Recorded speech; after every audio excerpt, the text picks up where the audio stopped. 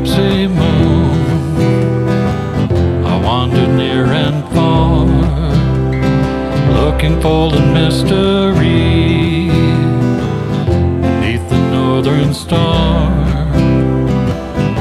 looking for the pot of gold at the rainbow's end, hoping that I find it soon beneath the gypsy moon. This is Jan Lewis. Welcome to be my guest today. We have Wanda Lipton, and she is a counselor at the Living Buddha Nature Wellness Center in Milford, in Millis, and there's a cancer survivor group there, and we are trying to feature a lot of groups around that help people, like cancer survivor, MS group, MS support groups, that type of thing. Welcome, Wanda. Now, you live in Norfolk and you commute over to Millis. Tell us how you got into the Buddha Center. Okay, it was a friend of mine who is a yoga instructor, and they had a what do you call that? A festival. They had a festival over, and when they were showcasing all of their different programs and services, and so I went over to check it out. They have acupuncture, I mean, wonderful programs, and I connected with the owner and just started chatting with him, and we connected, and that's how it all started. And I started with a technique that I use called mandala therapy. Mandala therapy. Now, I know a lot of, like, they have those coloring books with mandalas on them. This is a little different in that I take you through the process of creating one. At the same time, I weave in it's a guided meditation as well, so you're hearing my voice as well as walking you through the process. So it is an expressive technique. Is it for the cancer survivor group? That is incorporated into that as well. The workshop is different, and that's how I began. And I still give those workshops, so you can go in. It's not a therapeutic support group per se, but I've had some really wonderful experiences with people, with good students. Feedback, right? Yes, yeah. Really fun. You're going to show us. Does it involve them? I'm going to show you a little bit, yeah. Does it involve them drawing at all? It does, and oh, I have some markers. Oh, you have some. Okay. That's okay. It does, and you do not have to be an artist. Really using lines, basic shapes, and now you brought. I don't think Paul can zero in on this. You brought a beautiful poster that you had designed, right, and then you had made up, and Wanda Lipton, L-I-C-S. What does that mean? I know it's counseling, but what? This is a licensed independent clinical social worker. Can you show? Yes, I can. Sorry about that. I thought that was off. Apologize. I thought that was off. Licensed. So, licensed independent clinical social worker, and I'm an MSW. Okay, and so my the next round of groups is starting up September 2016. It'll be Fridays. Integrating the new norm. What does that mean? Yes, integrating the new norm. So, when people have gone through the treatments for cancer, there is that shadow, you know, of, well, I may be in remission. Is it coming back? Dread. Yes, dread. And so also things shift dynamics in terms of friendships, family, and so there's follow-up appointments. Becoming fully present. Yeah. So that's what that means, is integrating the new norm. Becoming fully present. So these are the things that we address in the group. And this is actually the room that this is called the compassion room. That's the room, okay. Yep. And becoming fully present, which, again, I'm going to show you a technique. We talk about being able to ground yourself in the present moment. Then intimacy, faith, and trust in survivorship. Like I mentioned before, relationships can change. You know, I've heard many stories where people just don't know what to say. Yeah. And people may fall away. There are also situations where in survivorship, people have repaired relationships. And also have connected with their spirituality or their faith. I like the room design there. Did you design it or they designed it? They did. This is how many people come to the cancer survivor group? Well, it's 6 to 8 members, and we've had ups and downs in terms of ups and downs in terms of attendance because of appointments, life issues, things like that. I found that the best groups, the richest groups, have been when there have been about 4 or 5 people. Yeah, the intimacy is great. Now, this is in Millis. What road is it on? It's on Main Street. Main 969 Main Street. 969 Main Street. What time does the group meet?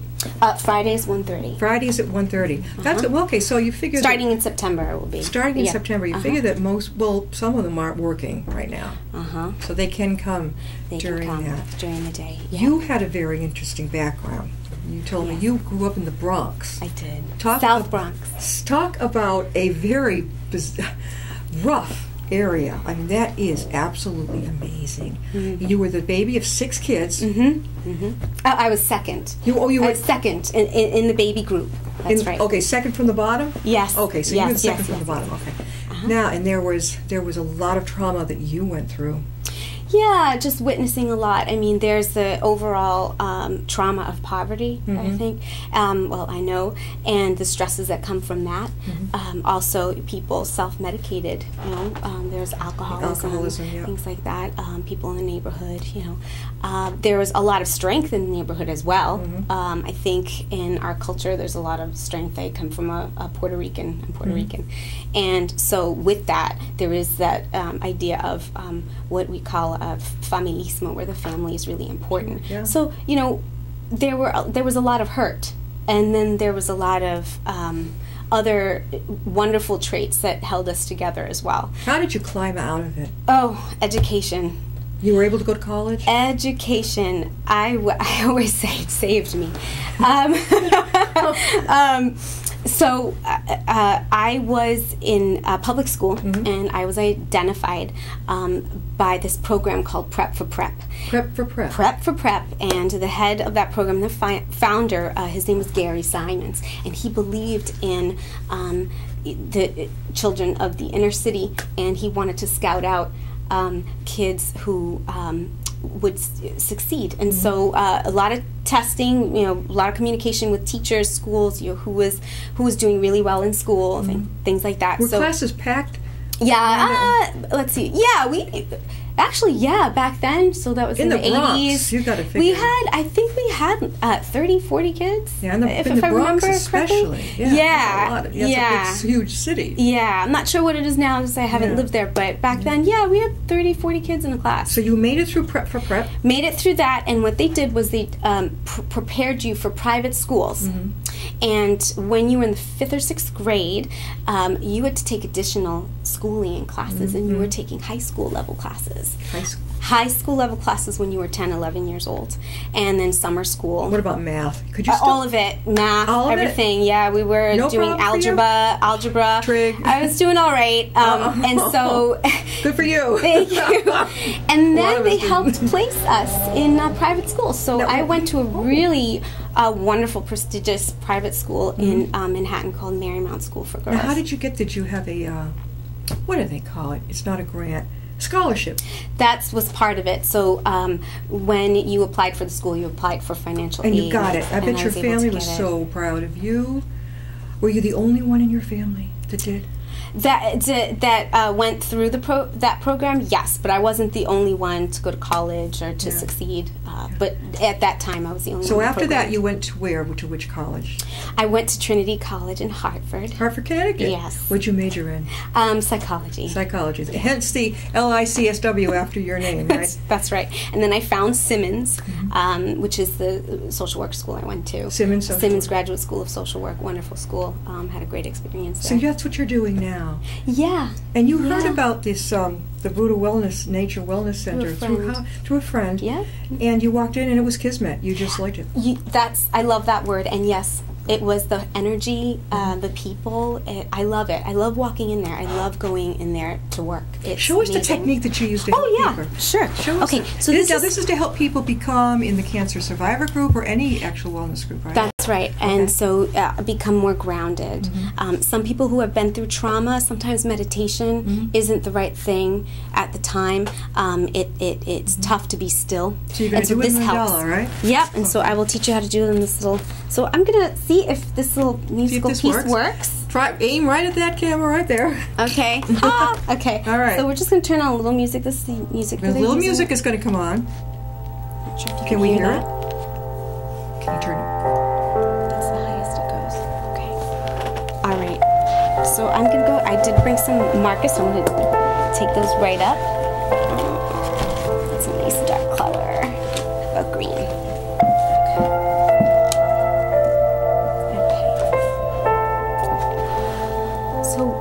What we do is we have people sitting down.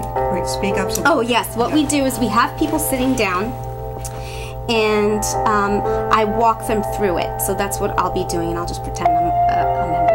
Okay, so what you want to do first is... Everyone has a card, right? Everyone has, actually I use linen. Okay. And you want to plant a seed, okay? Right in the center. Right in the center. And this is your palette. Like a paint palette. So you put your seed here, and then you, okay, like this here, and then you have a stem, and what you want to do is you go north. So you're going north, South, east, and west, right? Yes. And here comes the fun part, and then people are instructed to turn. Oops, sorry, a little shaky here. So different, going in between. Yes, and what all you're doing is turning. Looks like a sunshine now. Yeah, and turning. So the turning becomes part of the meditative process. So the turning becomes part of the meditation process. And all the while, so you go back to home, and then I instruct people, to think of a shape, any shape. You know, you can start with a C, and you follow the same process. So you can do this. People to breathe. Well, being an artist, I appreciate this a lot. This is fun.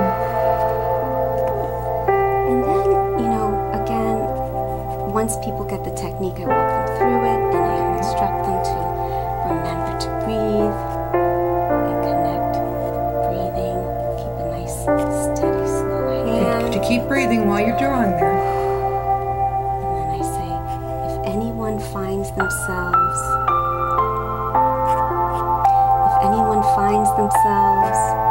thinking about their creation, we want to breathe those thoughts away, so you want to take a deep breath in. So you want to breathe out the thoughts, which thoughts? Any thought. Okay. Yeah, we're grounding ourselves in the present moment, and we're creating in a rhythmic harmony and community, in a safe space, and nothing you do is And so it just keeps going. Yeah. And it just keeps going, and then you fill the hole. That's right, and you can see this. I don't know if you can zero in on this. And so what happens is people create without and within this beautiful expression of themselves, which actually Carl Jung is the one who brought mandalas from the East, the idea of mandalas, into psychology, and he talked about it as the ultimate expression of the Interesting self. music that you had chosen for it too. Now, where did you learn that? Oh, where did I learn that? I learned that from I was in the abyss of the internet, YouTube, looking for, doing some research on actually the rose windows in the churches, and I found this. It's called, you can find it on YouTube, it's called How to Grow a Mandala. What I did was I weaved it in. It's the first hit if you just write How to Grow a Mandala. Okay, it's the first hit, and people can just kind of do their own. I love this. And they can do their own little designs on each part. You were going the northeast, southwest, and then start with little. How to grow a mandala. Yes. That is perfect for a support class. People can start. Not only are they having fun designing it, but I would imagine it's very relaxing. Very relaxing. Unless a person is a super perfectionist. I've heard some people say, "Oh, we work on that too." Oh, you know those wonderful coloring books that are out there. Yeah. I have suggested it to lots of people. A lot of people are using them. But some will say, "I can't do it." I said, "What are you talking about? There's no rules." She said, "Well, I'm sitting there and I'm figuring out which color I'm going to use for this and that. I just grab them as I go." I'll try Yeah. and color coordinate, yes, but Yeah, I'm going to say, that's it. Why do I want to fight about it? Sure, It's supposed to be fun. Sure. So we work through that too Yeah, you work in through this that. whole experience, and people do become more self-aware at the end, and the more you do it, the more you get out of it, Yeah. which is really nice. So I've had people talk about that they're perfectionists, and they can see it in their creation, and Yeah. they laugh about it, and I can see the it's way great. some people even color. I've said to her, how did you do that so perfectly? With a colored pencil, it's just completely... Yeah. I can't describe it. Yeah. But I put some pressure in there and do all they just... I'm like, this is just perfect. So people... Wanda, how can they get a hold of you? Oh, you can call me at 508-376-2333. And just ask for if you want to register for the Cancer Survivor Support Group, you can register for that. You can also ask about my workshops. Again, they'll be starting in September, which is only the mandala. I do integrate the mandala into my individual therapy sessions as well, which I hold individual therapy sessions. And so you do get the benefit of that experience in therapy or outside of therapy. I can see where your background in trauma as a kid growing up helped you. You went the direction of helping others. Yes. You used that, turned it around. When life gave you a lemonade, you made a lemon out of it. Right? Or is it life handed you a lemon? That's right. And you made lemonade out of it. Lemonade, yep. With a little bit of raw honey in there. Raw organic honey. We just had a beekeeper sitting right here. Oh, did you? Oh, yeah. She makes it right over in Worcester. She makes her own, the bee. She got the bee. She had her big hood on, everything. Oh, yeah. So, all right. So she took the lemon and made lemonade out of it. That's it, Jan. Okay. I'll get it straight. So that's exactly what you did. Yeah. And you went forward it. Some people could have gone downhill. Yeah. But you didn't. No, I always felt as a very little girl, young age, that there was something bigger. And that is the attitude that I have in my personal life and also in my professional life. And I bring that into the groups and my individual therapy as a therapist with my clients.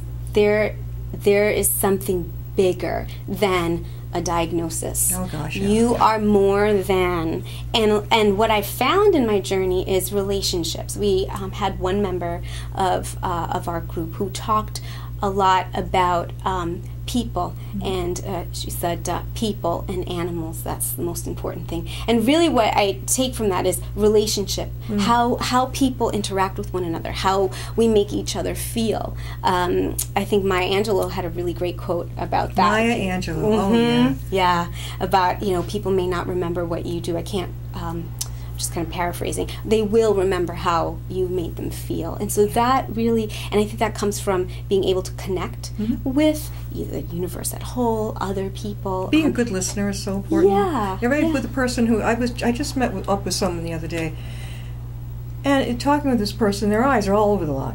They're talking, but what is that all about? Yeah. They can't focus, they're too, what is that? Yeah. Well, it could be anxiety.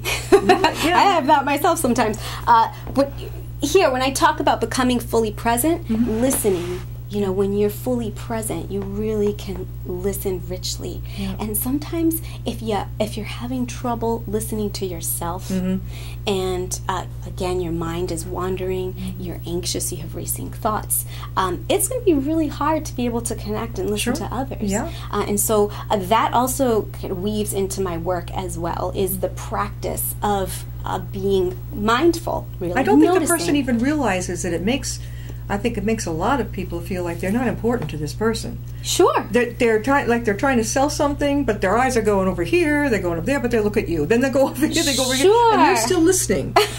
You feel like saying, no, I'm right here. Yeah.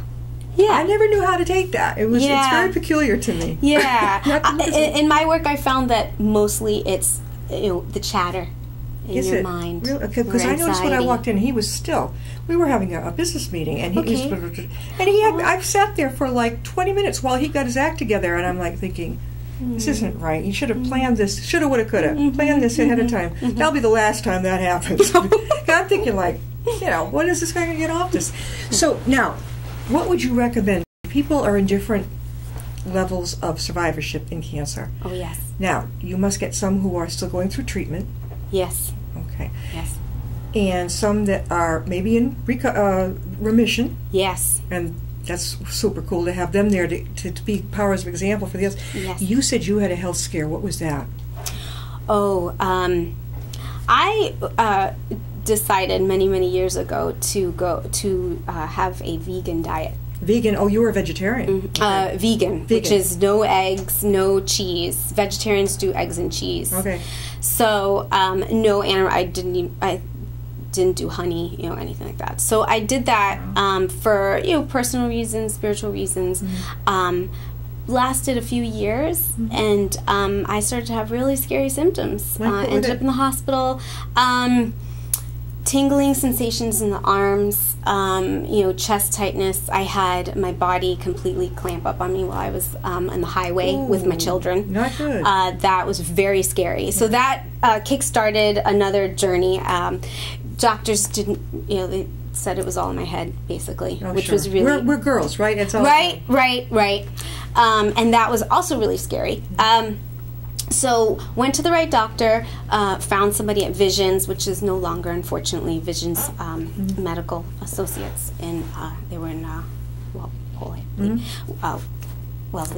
And he listened. Talk about listening. Yeah. He listened to me, and he figured it out. Was it fibromyalgia? It was not. I cannot have wheat or gluten. That was one thing. Okay. The other thing is something called, and I apologize, I cannot say the whole entire scientific word, but it's known as MTHFR, and that is a genetic issue that some people have, and it does affect how you metabolize. So so you had to change your whole diet. Yeah, the vegan was not going to work for my body. You needed some more protein. Right? It was B12 is what I needed, and folic, methylated folic acid already processed. So my you body know what cannot it's like to process it. go into that. Well, you went into the emergency room probably. Oh, yeah, several times. It was scary. Yeah. It was, and you got little kids. We don't have time for that. How many right? children do you have? I have 2 children. How old are they now? 9 and 7. Oh, you've got little ones. Yeah. I kind of envy you. Oh. I'd like to start over again. Aww. You think of I know now what I know now, and so if I started again, this is where I would do so much on this. Yeah. Do you have children? Yes, I have a 24-year-old child. Oh, that's He's going on like 14, and he presented me at 19 and 20 with 2 babies. Oh. They started so early, so there's 2 little bitty ones, and it feels like more like when I'm with them, like I'm their mom, because I thought this wouldn't be happening for 15 more years. I told him growing up, don't rush. There's no rush. I didn't. Why should you? Have a ball. Yeah. So you have 2 little gifts. 2 little gifts, a boy and a girl, and the boy looks just like his father. Oh, wow. Oh, my God. Well, look at that. I know. And you're thinking of doing it over again. Oh, I would. I have the energy, definitely, and I've got the knowledge. Yeah. But I'd like to be around for when they have children. I don't know, like in 30, 40 years from now. Hopefully, it would be great. Yeah. So you've got the little ones at home. So yeah. When you're at work as a counselor, yes. Do they go with Dad, or are they in daycare? Oh, they do. They're in school. Yeah, they're school age. They're in so, school age. So that takes. What would you suggest to people out there? We're at Upton, who are cancer survivors, or maybe just begun treatment, or whatever, but would like to have some friends that have gone through this and survived. How would they get in contact with you, and what would you suggest to them about being nervous about coming? Oh, yeah. Well, it's the no judgment zone, and because of the intimacy of my groups, we are able to talk about the richness of survivorship, because it is rich. It's scary, it's bittersweet, a lot of things happen. So the space is a safe space. I create a safe space so that people feel comfortable. And because of the ups and downs of survivorship, the group runs the group runs long term, and so it's every Friday, and so you just really can pop in. You come check it out. Come Men audit and women, it. right? Men and women, yeah, absolutely. Okay, and tell them the address and how to get in touch with you. It's at Living Buddha Nature in Millis and 969 Main Street. And to register, you want to ask for me, Wanda Lipton, and you can call 508-376-2333. I think I could talk with Wanda for hours. Sometimes you meet a person and you just get. I know. You radiate so much energy, and your eyes, her eyes shine. I have so much to say. She does. I know you do. And she just, she can. If I had a health problem like that, boy, I want to be over there with Wanda because she's got the real positivity. Yeah. Thank you so much. We're gonna have you back on again. Oh, yes. Wonderful. Yeah. And any future events that are coming up over there, you can share with us. Okay. And I think it's important for our viewers to know that there is a wonderful cancer survivor group right over in Millis. There's one, I'm sure, up at Milford Hospital too. Oh yes, so this is not designed to take the place of, it's in addition because of some of the unique things that we talk about. And again, I didn't mention before, we do integrate talk about nutrition and spirituality into that as well, which is important. All ages. So, yeah, all ages. Yeah. Thank you, Wanda, so much. Yeah, thank you.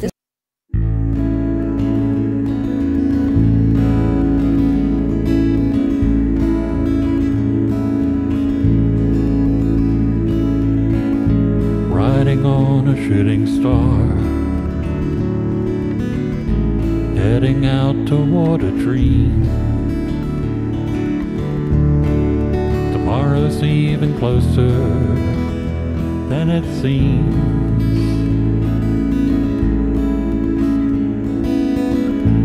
Moving through the cloudless sky, heading out toward the moon. I am dancing to the lunar tune.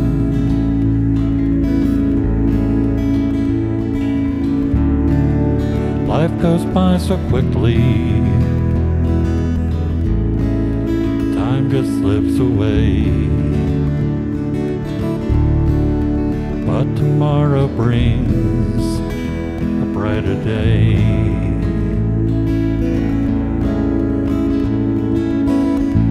Soaring out among the planets.